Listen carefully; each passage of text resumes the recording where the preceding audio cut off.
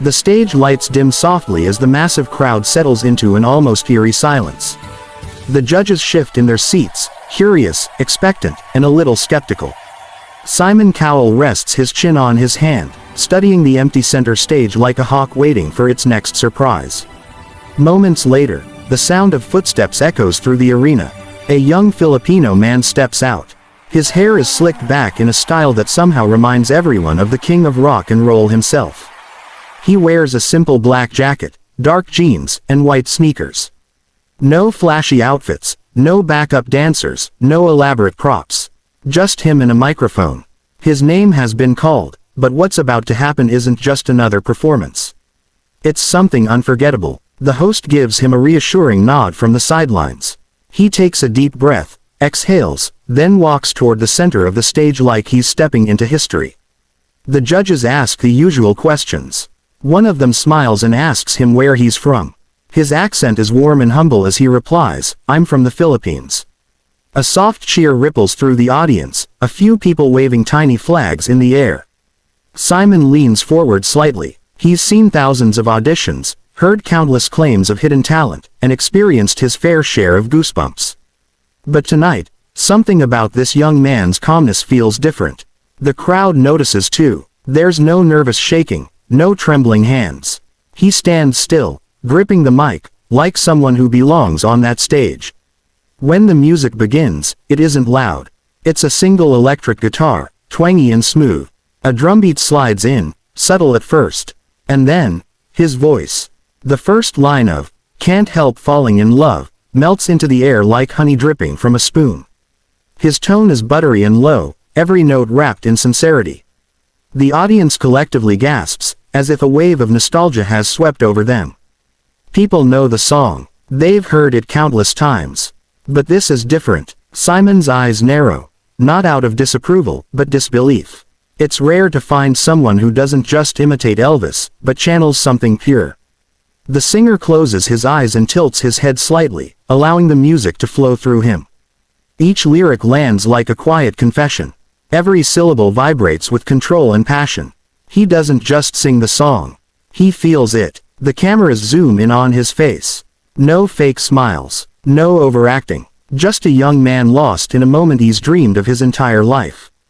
Halfway through the performance, something magical happens. People start standing. One by one, audience members rise to their feet. First, it's a woman in the third row who covers her mouth as tears well up in her eyes. Then it's a group of teenagers near the back, swaying their arms in the air. Even the judges begin to smile.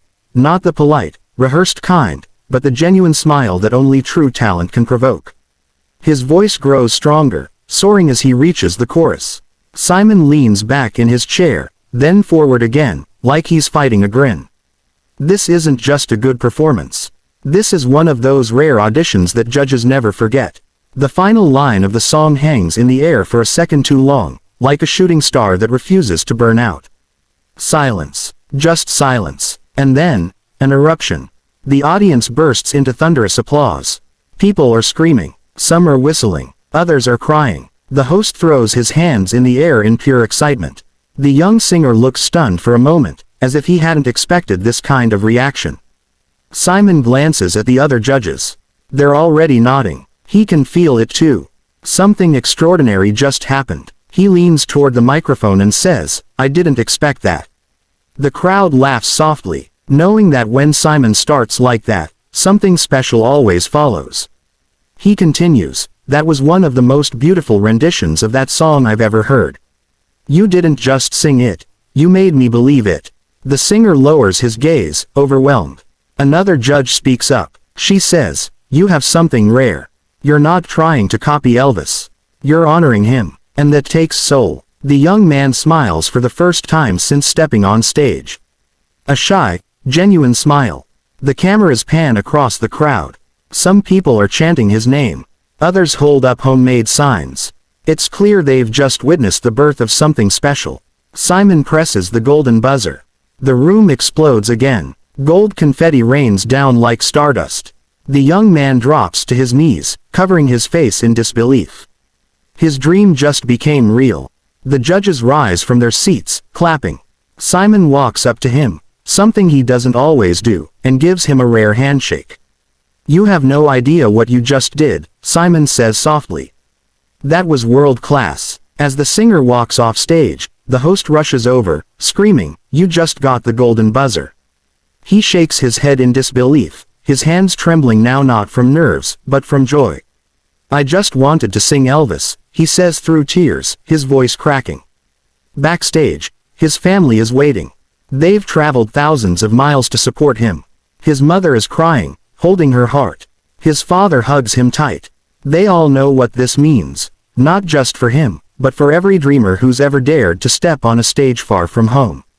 As the replay of his performance plays on the big screen backstage, the entire crew stops to watch. Even the camera operators, usually too busy to pay attention, pause. The young man watches himself singing, still not quite believing it's real. But the sound doesn't lie. The magic is there. He remembers singing Elvis songs as a child in his small hometown in the Philippines. He'd stand on a makeshift stage made of wooden planks, holding a plastic comb as a microphone. He didn't have money for singing lessons. He learned from old cassettes his father bought from a flea market.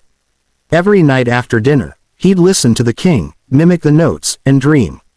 That little boy is now standing on one of the biggest stages in the world, and Simon Cowell just gave him the golden buzzer. The show cuts to commercial breaks, but people at home have already taken to social media. Clips of his performance are going viral in real time.